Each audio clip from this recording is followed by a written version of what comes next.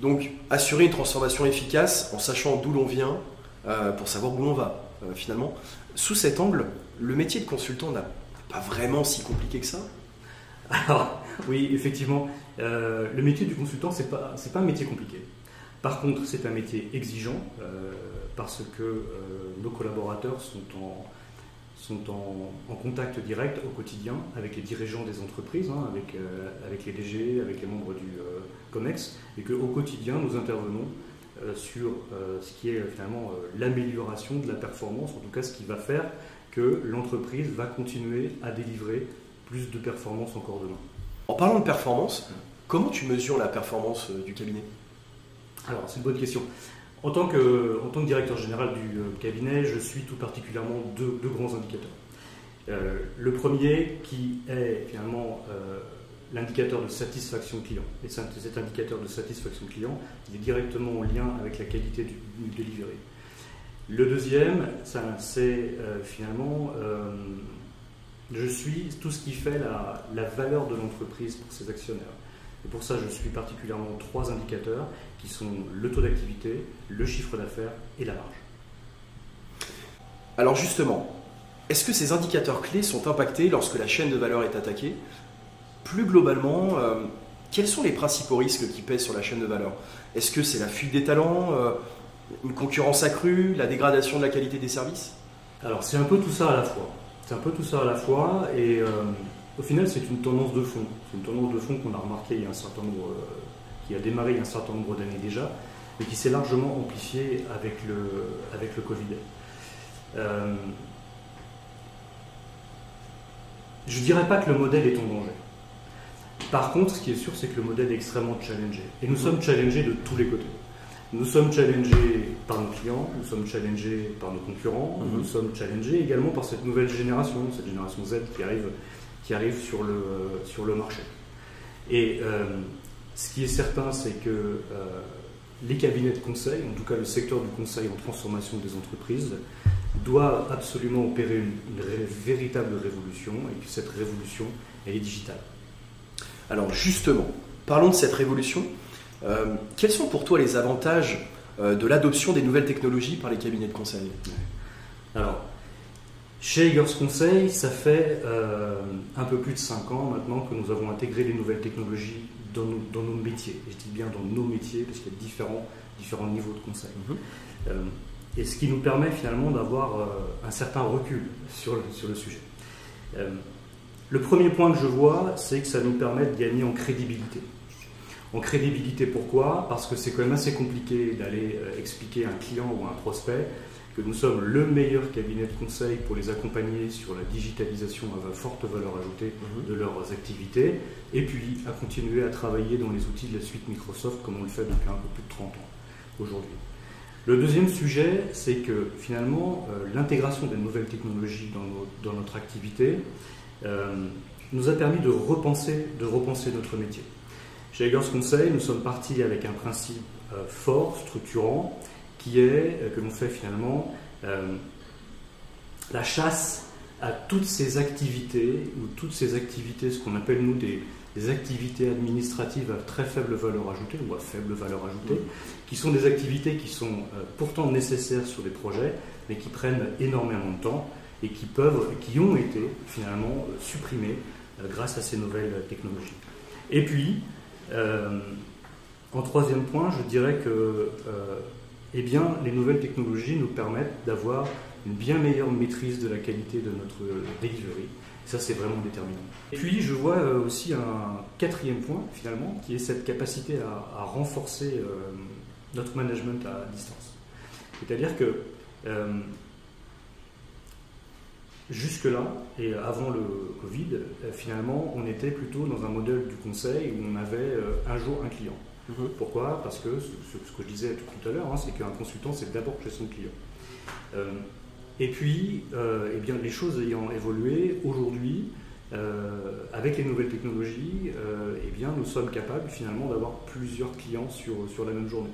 On voyage beaucoup moins, on prend beaucoup moins l'avion, on prend beaucoup moins le train. Donc, ça nous permet vraiment finalement d'avoir plusieurs journées sur une seule journée. Et les nouvelles technologies, finalement, sont extrêmement utiles parce que jusque-là, enfin, quand on était sur un modèle un jour un client, c'était quand même assez simple, hein, on se replongeait dans le dossier et puis on déroulait. Là, il faut pouvoir, je dirais, passer très rapidement du coq à l'âne, c'est-à-dire se replonger dans un dossier, savoir où est-ce qu'on en est, savoir ce qui a été fait, savoir ce qui reste à faire, voir où on en est la gouvernance. Donc c'est vraiment quelque chose qui est très important aujourd'hui. Et je veux dire que Edward, l'utilisation des modules de Edward Suite, nous a vraiment beaucoup aidé sur ce sujet. Merci de le préciser. Alors, on constate également une tendance de fond depuis quelques années. On a des clients qui sont moins enclins à se faire accompagner par des profils juniors et des jeunes diplômés plus forcément attirés par des missions à faible valeur ajoutée et exposés notamment aux équipes de direction. C'est quoi ton avis sur ce sujet? Effectivement, et tu le dis très bien, c'est exactement ça. C'est-à-dire que d'un côté, on a ces clients qui... Comme tu le dis, qui sont moins enclins à acheter des profils juniors. Et puis de l'autre côté, on a cette nouvelle génération qui arrive sur le marché du travail et finalement qui a de moins en moins de velléité finalement à accéder à un travail extrêmement riche, à accéder à une exposition auprès des directions générales, en tout cas auprès des dirigeants des grandes entreprises pour faire de la transformation, sans avoir à payer le prix, de la manière dont ça se passait encore jusqu'à présent, finalement de payer le prix, de travailler sur des prêts, sur des études de marché, sur des études de données plutôt à la cave. C'est-à-dire que cette nouvelle génération, elle a envie d'arriver plus vite sur le terrain. Et ça, c'est ce qui est possible aujourd'hui. C'est ce qu'on arrive à faire avec l'utilisation de Edward Suite et notamment d'un certain nombre de modules de Edward Suite. C'est ce que l'on arrive à faire, c'est-à-dire qu'on arrive à donner à cette nouvelle génération beaucoup plus vite des tâches à plus forte valeur ajoutée et puis une exposition plus importante. Ce qui fait que le métier est en train de se transformer. Les activités sur ces profils plutôt juniors sont plus valorisés et ça c'est très intéressant pour eux. Et en parlant de cette nouvelle génération, si hier un slogan politique comme travailler plus pour gagner plus finalement avait écho auprès des anciennes générations, cette nouvelle génération, cette génération Z, elle porte plutôt la vision d'un travailler mieux pour travailler moins. Et c'est une vision du travail que nous partageons et c'est ce à quoi nous travaillons. Et donc finalement ce croisement entre ce positionnement du cabinet sur une plus forte exposition des profils dans un modèle travailler mieux pour finalement travailler moins, c'est quelque chose qui nous permet vraiment d'attirer des nouveaux talents en quête de sens. Alors justement, en parlant des talents en quête de sens, on a vu que le modèle du freelancing gagnait de l'ampleur depuis plusieurs années. Comment tu comptes fédérer finalement cette communauté d'indépendants?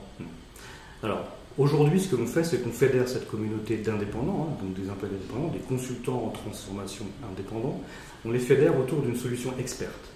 Une solution experte, puisque finalement, il faut voir, en tout cas nous, on voit Edward Suite pas comme une solution, mais bien comme les meilleures méthodes du conseil qui ont été digitalisées.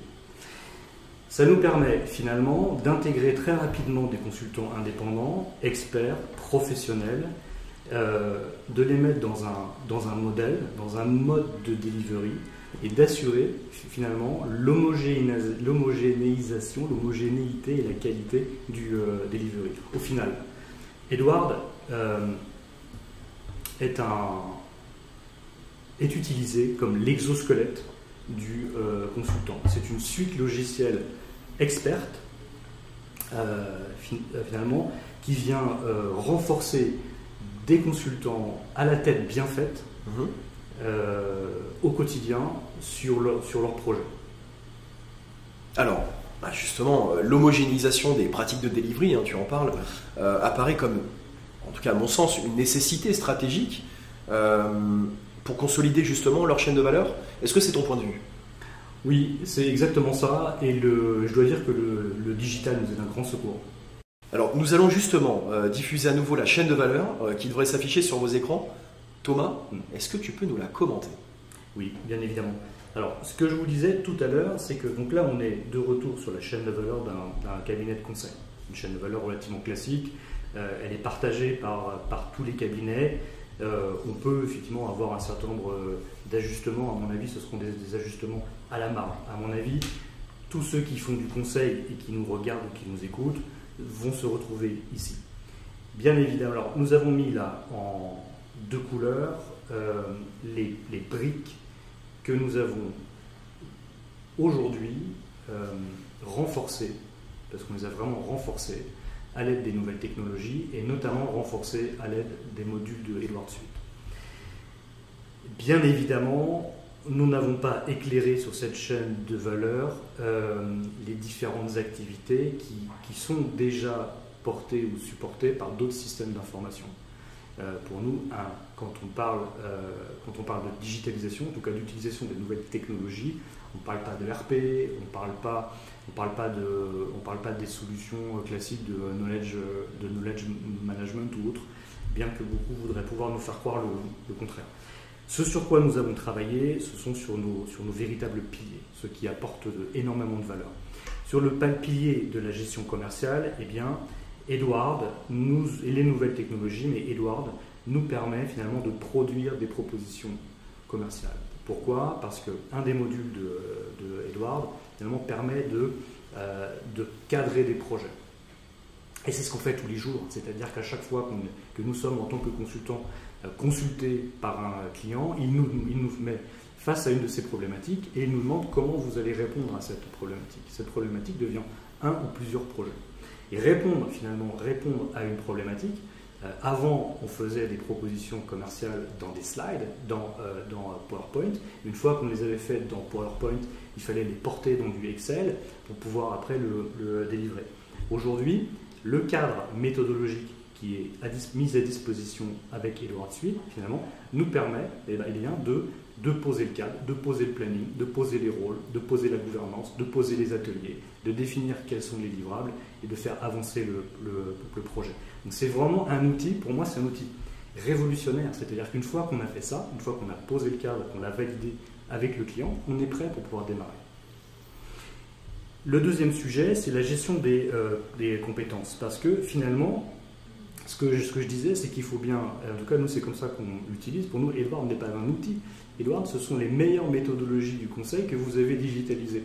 Eh bien nous les utilisons, nous utilisons les modules et les fonctions des modules de Edward Suite, finalement pour assurer la montée en compétences, la formation de nos collaborateurs sur ces méthodologies. Et puis il y a un pilier qui est un pilier essentiel, qui est la production et la création de valeur ajoutée. Et là, l'utilisation de Edward me permet d'optimiser le TASE. Pour nous, le TASE, c'est le taux d'activité que j'ai exclu. Nous parlons de taux d'activité. Le TASE, c'est notre jargon. Ça nous permet largement, on en a parlé, mais on va peut-être encore en reparler, d'assurer la qualité du delivery. Et puis, ça nous permet surtout d'assurer le pilotage de ce delivery, que ce soit des clients avec des consultants internes ou des consultants freelance. Ça nous permet d'assurer le respect des engagements, parce qu'un engagement, qu'est-ce que c'est si ce n'est qu'un jalon avec un livrable, à minima. Et puis, ça nous permet surtout d'installer une gouvernance résiliente pour nous, mais aussi pour nos clients. Et bien évidemment, du coup, on délivre de la valeur attendue au quotidien. Et le dernier pilier, qui est la gestion du savoir et des connaissances, eh bien, il y a des fonctions extrêmement importantes dans Edward, que l'on utilise vraiment depuis le début, qui sont des fonctions de knowledge management, qui sont du knowledge management de tout ce qui a été finalement produit sur différents projets. Et on l'utilise aussi comme base de knowledge management sur des méthodologies qui n'ont pas encore été digitalisées par Edward, mais qu'à travers cette base de knowledge que nous mettons à disposition à l'ensemble des consultants, internes ou indépendants, qui travaillent pour Edward, pour Eggers Conseil, sur nos différents projets.